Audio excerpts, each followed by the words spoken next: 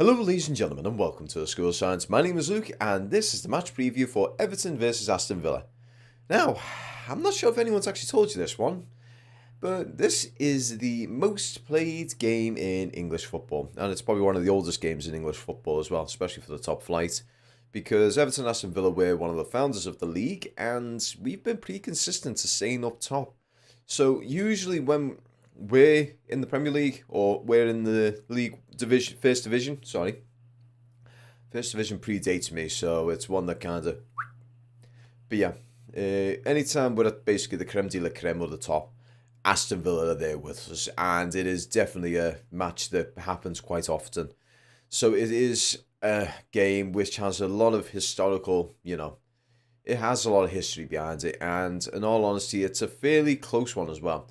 So right now, there's only 2 wins to Aston Villa over us. So I think it's like 74 to 72 in terms of victories. And there's like 50 odd draws. So it's definitely a game with a lot of goals and a lot, well, I want to say a lot riding on it. Especially for Everton, we can actually leapfrog a couple more places.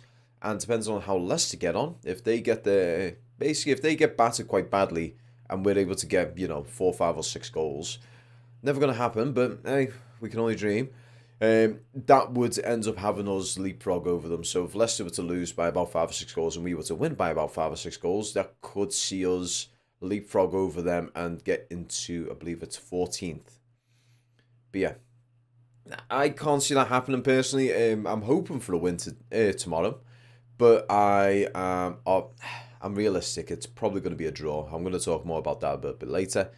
But yeah, in regards to Aston Villa, though, they've hit a bit of a rough run of form. So they've lost their last 3 games, those being to Arsenal by 4 goals to 2, to Man City by 3 goals to 1, and to Leicester 2 goals to 4. So you can kind of see a bit of a pattern there. So those last 3 games, their defence has been rather subpar as of late. So they've been conceding a lot of goals. So they've conceded about 11 goals in the past 3 games, which, if you look at that on paper, it looks quite bad. But in all fairness, though, as well, they've scored a fair few goals as well. So they've scored 5 goals in the past 3 games, which is, if this was Everton's case, would be rather good. In the past 3 games, let's see, we've scored 2 goals and conceded 2. We scored 2 goals and conceded 2 goals in the past 3 games. So at the moment, we're on a bit of a nil point on that regard. But yeah, in regards to Aston Villa right now, in terms of their attack, they are absolutely phenomenal. They've got a really good attacking lineup and they can score left, right and centre if they need to. Unfortunately, they've got a rather poor defence, as I've just mentioned. And what doesn't help as well is the rather lacklustre performance of their keeper, Martinez. So if anyone's actually seen the last game against Arsenal for them, they did actually let in a silly goal. So Martinez was somehow able to let the ball hit the crossbar, come down, and rebound off him into the net. If he would have been, a couple of inches forwards or a couple of inches further back, he would have saved it, or the ball would have just harmlessly bounced over him, probably for an Arsenal player to come and clean up. But in all fairness, Martinez has had a bit of a rough run of form. But this is definitely not the situation that we need to be taking into account when it comes to Goodison Park. Under Unai Emery at the moment, they're having a bit of a stuttering run right now, but this is definitely not something that we need to take lightly. When it comes to them coming to Goodison, we definitely need to open up the floodgates and try and hit them very quickly within the first 10 to 15 minutes. Try and stomp down the authority that we have, especially at Goodison Park. And the important thing about that is having the fans behind us.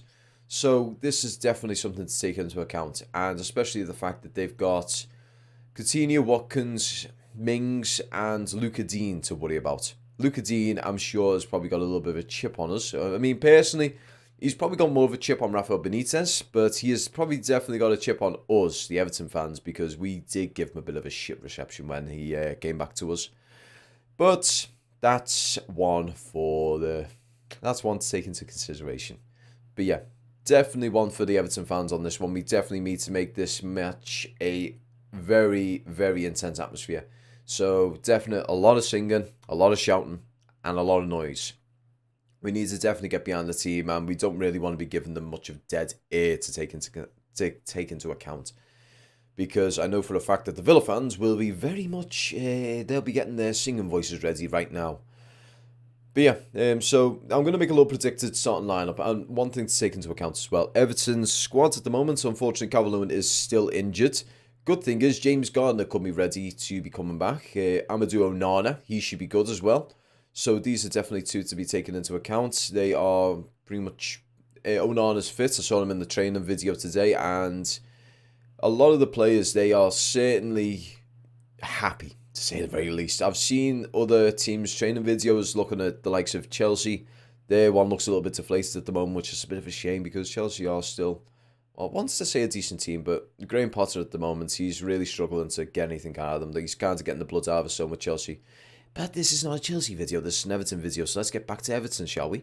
But yeah, Everton's morale seems to be rather high at the moment, especially with the 2 wins at Goodison. Hopefully we can make this into a third. Personally, I'm thinking this might potentially be a 0-0 or a 1-1, just for the fact that we seem to be almost the perfect opposite of what Aston Villa are right now. We're not great in attack, but we're very good in defence. But Aston Villa are great in attack, but not very good in defence. I'm not sure if I said that right. Everton are great in defence, but not good in attack. But Aston Villa are good in attack and not great in defence. I might have got that wrong, I'm not too sure. But yeah, at the moment, we're basically polar opposites to one another. So I've got a feeling we're going to kind of cancel each other out and maybe either get a 0-0 or a 1-1. But the important thing is, I want Everton to be the ones to get the first response. Well, not the first response, the first goal. Apologies if I'm a little bit, to and fro with this one. I'm a little bit tired at the moment and I'm about to hit the gym, so that's going to be even worse for me. But yeah, I'm really excited for this game and I'm going to make a little predicted starting lineup for this one. So let's say in goal, obviously Jordan Pickford's just signed a new contract, definitely going to be on a little high at the moment.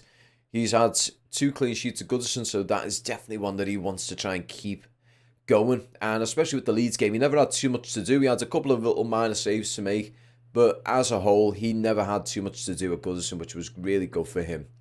And especially good for the defence, because that's shown that our defence is actually working. Back 4, I'm going to keep it what we've had at Leeds. So Mikolenko at the left back, Coleman at the right back, and Tarkowski and Cody in the centre. Sorry about that. But yeah, it's a solid defence. In terms of pushing up, we've definitely got Mikolenko and Coleman to work with.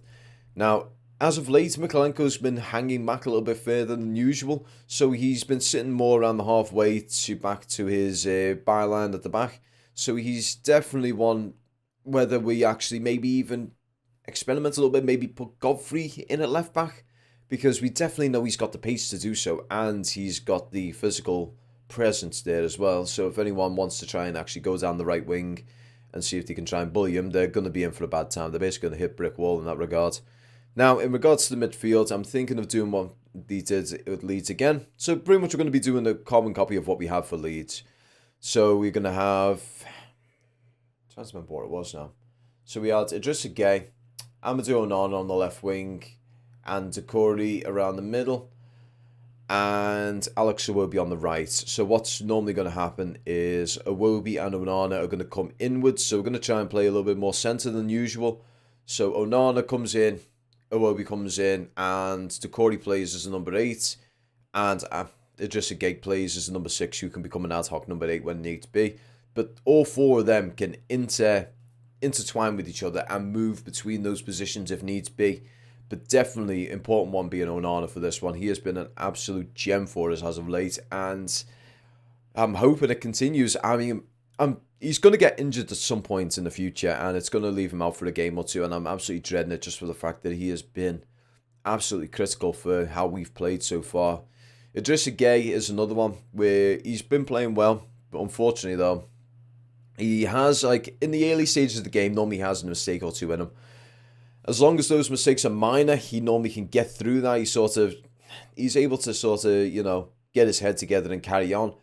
But he has got some bad mistakes in him sometimes, and it's normally when he's doing like a defensive pass back, either he's not putting enough pace on it or he puts a little bit too much pace on it, and the opposition's able to capitalise on it and try and make a break, and then it's down to our defence to try and clean up the mess.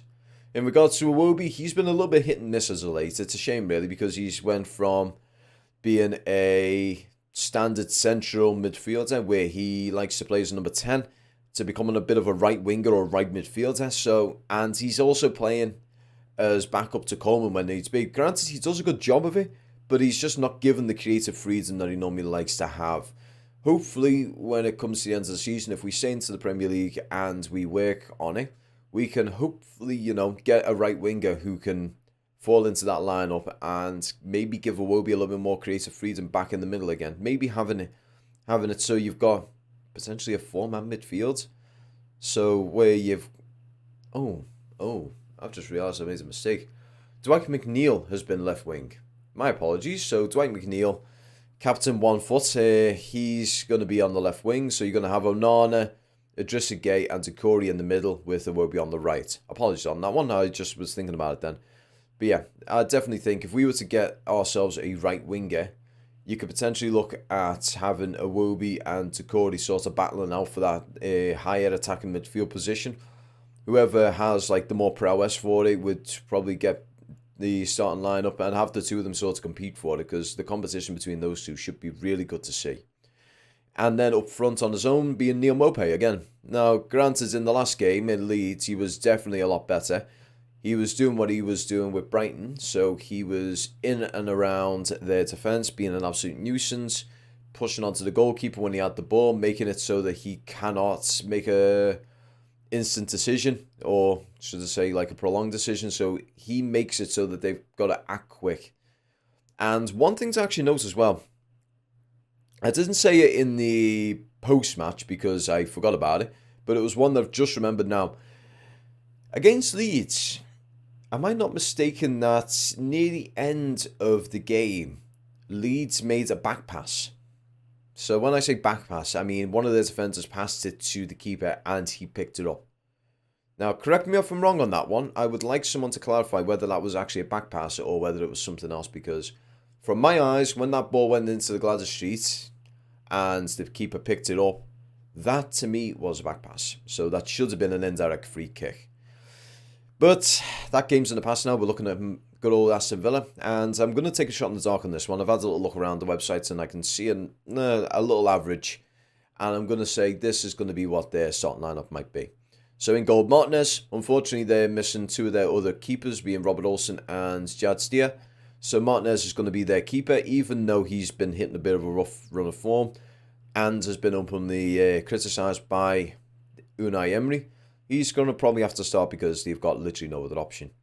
In the back line, you're going to look at Cash, Konsa, Mings, and Moreno. I'm not sure whether that's actually right. I'll be honest. This is the standard lineup I've just been given by what's that? Sportsmall. Sorry. As you can tell, I am blind as a bat, and I don't really like wearing these on camera just because, as you can see there, Shine's an absolute nuisance, especially it doesn't look right, so I need to get contacts at some point. So yeah, so standard. It looks like it's going to either be a 4-5-1 or a 4-4-2 from.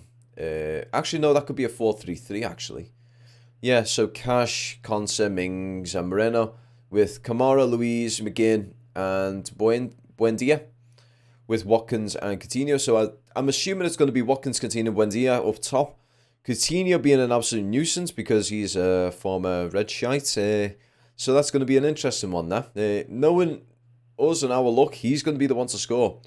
Now, the thing is, with old Philip Coutinho at the moment, he's actually he hasn't really been able to actually make too much of an impact with Aston Villa at the moment.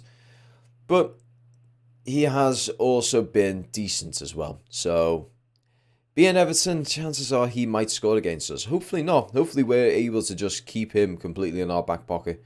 Whether it be Coleman, whether it be Tarkowski, or whether it be Cody. Hopefully one of those guys are able to keep Coutinho in the back pocket, deal with Watkins, because Watkins, he likes to score against us. I do remember in the 2021 season, he actually scored in a 2-1 win against us. So he is definitely one we're going to need to keep an eye out for. But yeah, as a whole, I think it's going to be a really good game with this one. It's a game that's ran through the years, and it's always an exciting one to go for. I've always remember many a games where we've had 2-2 draws, 3-2 wins, 3-2 losses. I remember a certain Ashley Young scoring a very last minute winner. That one hurt, especially the fact I was a season ticket and holds it in the Park End back then. Oof, that goes back some years. But yeah, guys, I'd like to thank you all very much for watching. I'm sorry if this one was a little bit more rambly than usual. I'm still trying to find like a sort of basis on how to do this. Normally what I'd like to do is talk about Everton's previous form, talk about Villa's previous form, talk about Everton's injuries, potentials, this, that, and the other, versus Aston Villa's, and then do predicted lineups and all that, and then a predicted score, which I'm thinking is going to be 1-1. That's one I'm going to have to keep a note on.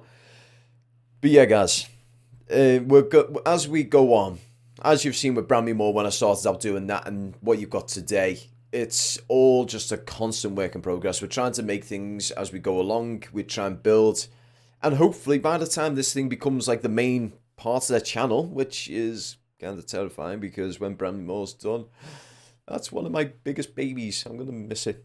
I'll be honest, I really do love going over weekends, getting up in the air with the drone and actually flying around the stadium. It's really nice to do because you can see the development, you can see the progress, and being able to see it from size, the size of it is massively deceptive. I kid you not. Watching it over the videos and everything, it doesn't look too big. But when you are looking at it through those gates, or when the gates are open, oh my lord, it is gigantic. I am absolutely chomping at the bit to get in that ground at some point in the near future. I want to get in there within the next year when it's close to completion and be able to just do a walk around, just to walk around the perimeter to start out and then get inside, because oh my lord, it looks brilliant. I cannot stress that one enough. But in any case, guys, again, rambling. I'm going to be doing that a lot. Hopefully, I'm able to try and, get it on a straight path. But yeah. So what's going to happen in the near future? The main ones for me really is just, I need to sort out some contact lenses, as I said. Glasses, they're just not, I can't do glasses when it comes to these sorts of things because the reflection, I kid you not, the reflection actually upsets me. Because right now, what you're seeing is you're seeing reflection from my fill lights. Without them, it looks nice, great professional. But when you've got the fill lights shining through them, I don't like it at all. Also, get things, in a bit more of a sequential order so we make it a little bit more professional. I mean, I've got most of the things pretty much set in stone now. My light over here has just died, I think. Yep. That's the light telling me to hurry up and end the video. So in any case, guys, I'm going to say thank you so much for watching. I hope you guys have enjoyed it. And I'm going to see you all in the post-match. Take care and peace.